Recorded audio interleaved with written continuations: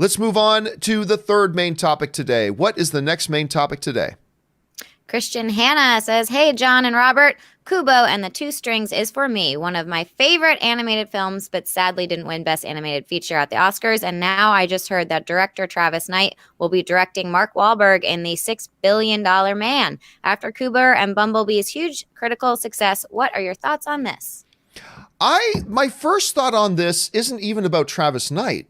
My first thought on this is they're still trying to get this $6 billion man movie made. This, for those of you who, a little bit of history on this. This is a film right now. It's at the one studio, but it used to be with the Weinstein Company, which is now bankrupt and sold off all its properties. And it goes all the way back to when they had a script and they were going to do a $6 billion man starring Jim Carrey. And it was going to be obviously more of a comedy, all that kind of stuff. And they were developing it for years. Then it died on the vine. Enter Mark Wahlberg years ago. Mark Wahlberg comes on board and they reimagine it, this time as more of a superhero kind of film, a little more heavy, dramatic, gritty superhero kind of film, which is, I mean, he's a cybernetic man. Why not? So they had a script and a director, lost them. Then another script and another director, lost them. And for years, it's just been known that Mark Wahlberg still wants to do the $6 billion man thing, and it's been absolutely quiet. Now, it seems like it's back on again as they're announcing that Travis Knight, the guy who directed Kubo and the Two Strings and did such a great job with Bumblebee, rehabilitating an entire franchise's image in one movie. He did such a fabulous job in that. And obviously he did a great job with Kubo and the Two Strings as well. This is very intriguing to me. And you know what? Not just for the $6 billion man. I think a movie like this is a nice next step for Travis Knight as well. I think this is good for him to round out his resume a little bit. So I got to tell you, Rob, who knows if this movie is going to be any good or not, but I think getting Travis Knight on board is a good move for $6 billion man. And I think this is a nice project for him to take on as well. What do you think? Well, John, the $6 Million Man when I was a kid was one of my favorite things in the world. And my first experience with love and heartbreak was when Jamie Summers was in her horrible parachuting accident. She was turned into the Bionic Woman, and she rejected her bionics and almost died, and it destroyed the love between Steve Austin and Jamie Summers.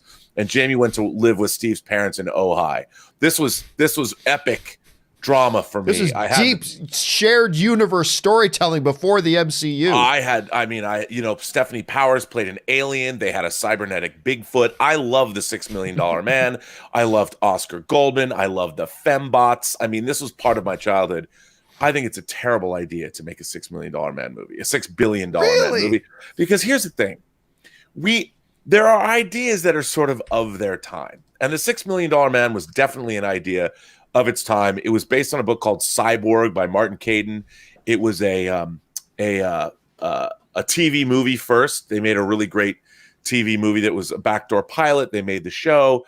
They tried there was a Bionic Woman series recently, I think maybe in 2010. That's resurrected. Right.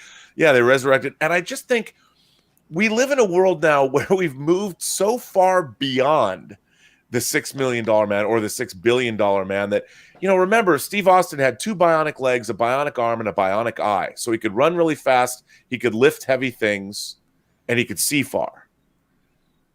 I don't really know, how is a $6 billion man going to compete in a universe that we have Star Wars, we have the MCU, we have Pixar movies, we have the Fast and the Furious franchise. I just can't see a $6 billion man who can run like 60 miles an hour and lift heavy things with one arm and see far.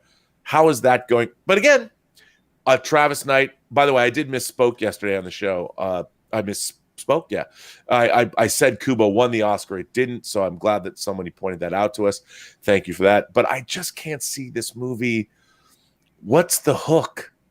The way I look at it, it's like, look, we have a Hawkeye series coming. He has no powers. He's just really good with a bow and arrow. Okay. True. And that could be great, and we're excited about that. We got a Black Widow movie coming. She has no powers. She can just, kick ass, which is great, and a lot of people are excited about that. I think what you do with a $6 billion man is you make it a gritty character. Look, like what happens to a dedicated soldier and a dedicated man who all of a sudden is less human in his own eyes, you know, that not only does he have now new abilities, but there's a new personal drama going on about what's left of him. You know, where does he go? And if you can make a really good movie, take the powers out of it. In 1987, it was called RoboCop. Yeah, there was that. I was say, you know, Bryan Singer once said, you know, if you'll know if you're on the path to making a good superhero movie if you take the superhero movie element out of it and you still think you have a good movie,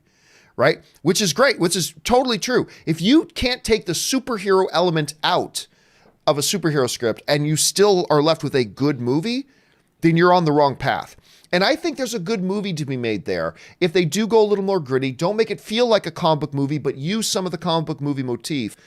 I think there's a possibility there. And Mark Wahlberg, look, I've always been impressed with Mark, not always, but in the last number of years, I've been really impressed with Mark Wahlberg and the things he's been able to do. And I think there's potential here. I'll stick on that word, potential. I think agree. There's potential. With a good script and a good director, you can make a great film as long as they have Maximilian the Bionic Dog. I remember that.